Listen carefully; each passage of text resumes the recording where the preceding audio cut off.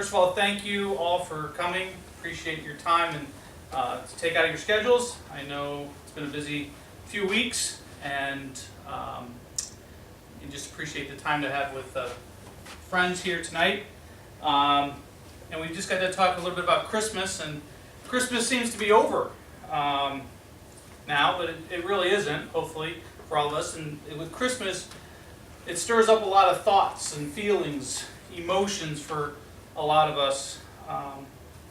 And even as Christians in this world, we get sucked into the commercialization and the economics of Christmas, the parties, the presents, the baking of the cookies, the running and the hustle and bustle of the holiday. However, hopefully through this past Christmas holiday, you've had the opportunity to stop and reflect on what Christmas is all about. And you had some time to maybe enjoy a Christmas service or some readings on your own of celebrating Christmas for the birth of Christ, the gift that God provided of sending His Son to come into this world and the circumstances that was done. A lot of times when we hear the Christmas story, we hear all of what I call the fun part of the Christmas story, up to the birth of Christ. I have found, though, that that's really only about half the story. That the Christmas story that we typically hear stops short because it really stops at, you see baby Jesus in a manger in some stable. Sometimes we read about the angel Gabriel coming to visit Mary and telling her of the virgin birth that's going to happen. Or Joseph having a vision and understanding that as an honorable man, he's not going to put away Mary, which back then meant killing her, having her killed, that he's going to instead continue to take her as his wife. And then the census, the Roman census that was ordered down, and so Joseph, being of the house of David, has to travel back to Bethlehem, which is what his family heritage was, to be recorded in the census that was ordered. Then we always hear the famous part that everybody loves of there's no room in the inn, right? You must have arrived late at night, the doors locked up for thieves or crowded because of the census in Bethlehem.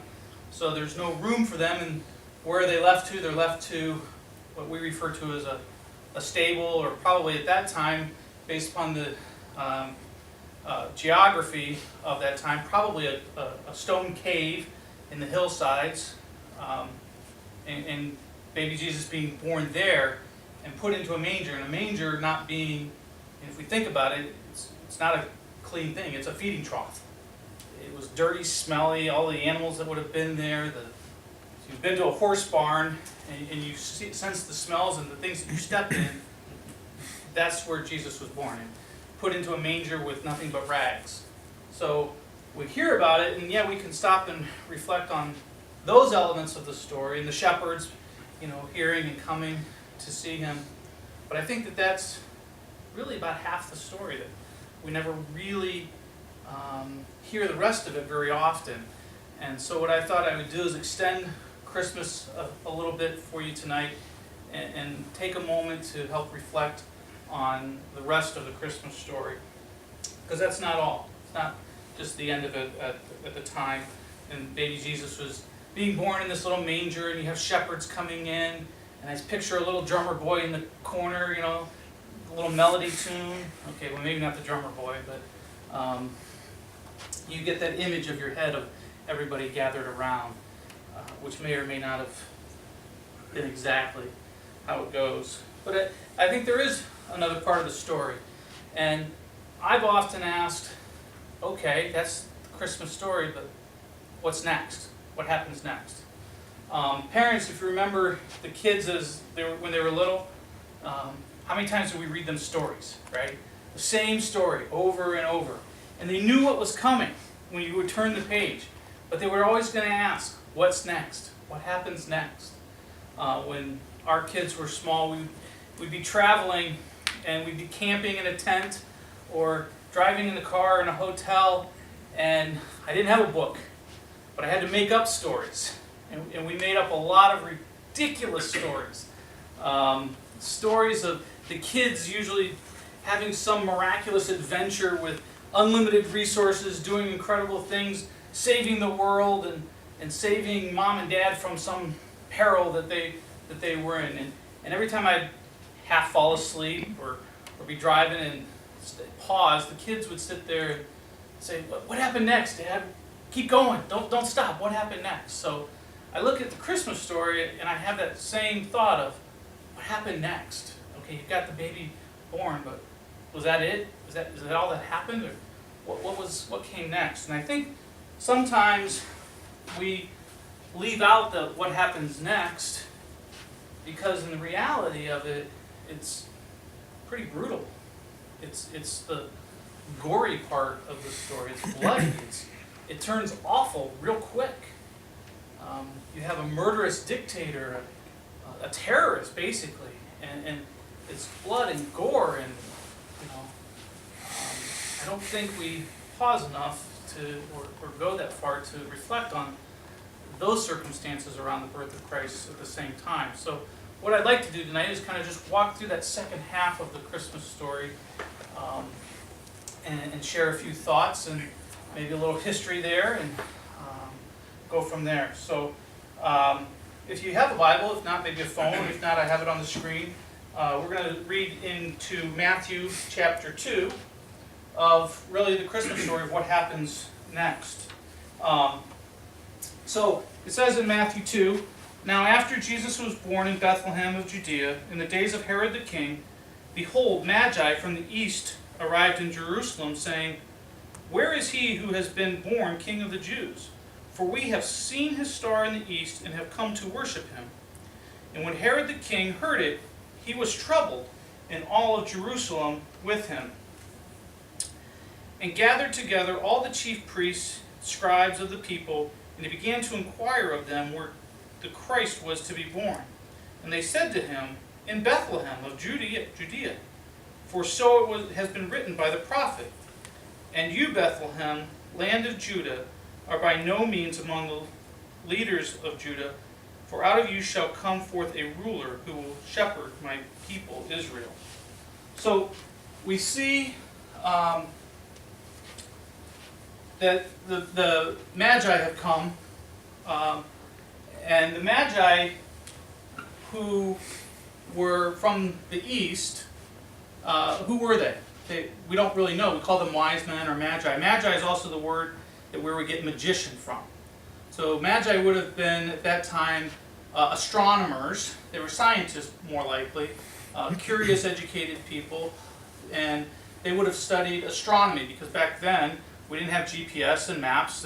They would make their ways and tell stories of how to get places, and everything was written in the stars, the constellations, and how they would get directions, seasons of the year would all be told by the stars. So they were astronomers. They knew the skies well. They also knew Jewish history. Even though they weren't Jewish themselves, they probably knew Jewish history because they referenced that here, "Where is born the King of the Jews? For we've seen his star." And that star would have been mentioned all the way back in the book of Numbers. It talks about the star in the constellations, and the stars would tell of the coming of this king. So we know them to be educated, astronomers, and things like that would have driven them to go worship a king. They obviously respected that, and they knew Jewish culture and the Jewish people and the belongings. They're also referenced as the group that probably was the same group of people or culture of people that were referenced in the book of Daniel, when Daniel was calling in Magi and people that they believed to have been from the same lands. But we are also introduced to someone else, and that's King Herod, who was the king of the Jews in Jerusalem, and he was an appointed ruler at the time. He wasn't a Jew, and he wasn't a Roman. Herod was in fact an Arab. He was from a very affluent family. There's a lot of reportings and his history is recorded in the book of Josephus, a historian at the time of Christ who wrote a lot of details and history of what was going on at the time, and he's made a lot of references and documented a lot of things about Herod. Herod's mother was born of a sheik, so he probably was very well educated, very higher class, I guess, or affluent, you might say. But he was also pretty intelligent. He was an architect, built the second temple, which the west wall, part of it is still there today. He's also believed to have helped build the aqueducts, design the aqueducts that helps bring water into the city of Jerusalem. So he wasn't a dumb man by any stretch. He was extremely, probably smart. And he was appointed king of the Jews, or the ruler in Jerusalem at the time. And his benefactor in support was really Mark Antony of the Roman Empire. That is the same Mark Antony that married Cleopatra. So there's a lot of connections just with history that we know of today, and how they even appointed King Herod. However, he was also a vicious, paranoid murderer of many, including his first wife. He had killed, and he killed his own sons because he was paranoid that they were plotting to overthrow him, and he was ruthless. He was a madman, it says in verse 16, as we'll read here in a little bit. And that's who Israel was, or the Jewish people were under his rule at that time. So, again, recorded a lot of stuff in the book of Josephus about that we know it's very well documented as to what happened, or who Herod was, and died a pretty horrific death too that we'll talk about a little bit about.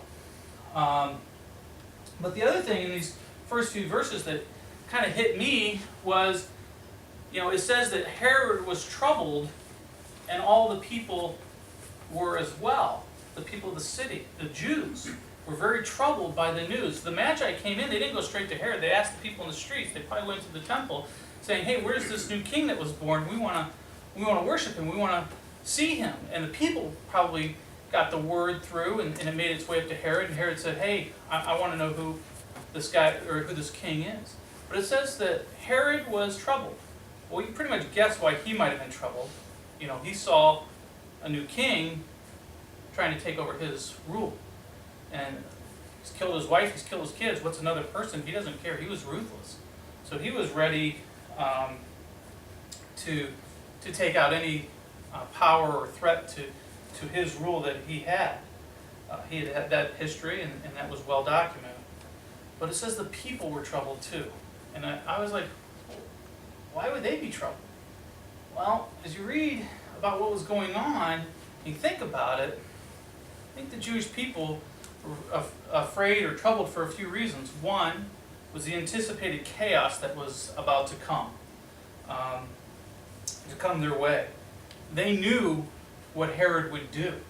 They knew who was ruling them, and they were not really looking forward to what Herod might do about a new king coming to supplant his rule. They knew that basically this terrorist would fight back against the Jewish people. They probably also had an intense fear of judgment. They knew the Old Testament law. They talked about that daily in the temple. So the Old Testament law would have told them of the God of judgment and all the times in the Old Testament that God came to judge. And they totally missed the idea of a Christ coming as a baby, not for judgment and ruling, but for grace and mercy and salvation to all. And then finally, I think of another reason that they probably were troubled was they were selfish, as we all are today, right? I mean, we don't want our world to be upset in any way. And I think the Jewish people were looking at the same ways. We don't want anything to disrupt our lives. We're surviving under this dictator now, or maybe we're even prospering because he's building things for us and doing well, and we've managed that. We don't want any change. The closest thing I can think of in our lives is think back to 9/11. think prior to 9/11, when we used to go to the airports and walk to the gates and drop people off, or meet them at the gate and pick them up, leave your car at the curbside, carry whatever you want on the plane. Since 9/11, since that disrupted all of our lives, changed the way we lived, it changed the way we did things. Security now has gone from the airports to going to a football game, going through security, and you can't carry nail clippers. I mean, little things like that, a terrorist act or such a huge disruption to our lives has changed the way we lived, and we're all selfish about that. It's like, we don't want to deal with all this, but it's the reality of our world. And I think the Jewish people probably thought the same thing, that, you know, anything that's going to disrupt our way of life is really not something we want. We don't like that. We don't like disruption in our lives today. So anyway, the prophecy there, it talks about, you know, it tells Herod, it says, hey, it's written that this king's going to be born in Bethlehem, and that goes back to Micah 5:2 that they're quoting actually right there, of where the king shall come from. But then it goes on. Then Herod secretly called the Magi and determined from them the exact time the star appeared. And he sent them to Bethlehem and said, go and search carefully for the child, and when you have found him, report to me, so that I too may come and worship him. Kind of his way of making the wise men or the Magi do his dirty work for him. He wanted somebody else to go do the legwork and figure it out. And of course, his lying, conniving ways of rationalizing why he wanted that done was to come so that he too could worship him. Like that was going to happen. And then we go on in verses 9 through 12, and it says, and having heard the king, they went their way, and lo, the star which they had seen in the east went on before them until it came and stood over where the child was. And when they saw the star, they rejoiced exceedingly with great joy. And they came into the house and saw the child with Mary his mother, and they fell down and worshipped him. And opening their treasures, they presented him with gifts of gold, frankincense, and myrrh. So, it's obviously, they came to visit him in a house, it says. So they've moved from the stable at some point, and now they're in a house, probably living with some family or, you know, distant relatives, or somewhere they've established some sort of residency for the time being there in Bethlehem. And the star, it says, when it came to the place of Bethlehem. Now, there's a really neat program out there called the Star of Bethlehem. And really it helps explain how they probably watched the constellations, and through the Old Testament it talks about how and when that would happen, that these constellations would come together at a certain point in time and would form what the naked eye would see as this bright star. And today, with math, we can actually see the constellations and how they move going forward. We can know where the constellations in the skies are going to move forward. Well, guess what? Now that we have that math works in reverse too. They can, you know, through the computers back it up and come to a point in time where that makes sense, and what the sky would have looked like at that time of Christ's birth, and how those constellations would have come together. And I don't know the exact names. I'll bore you with another 30 minutes to go through that. But how these constellations came together, and this bright star would be at that certain point. And they knew the scriptures that it was in Bethlehem. And so they knew that the point of time when that happened. And so they had all of the information that they needed to know where to go into Bethlehem to find the Christ child that they saw.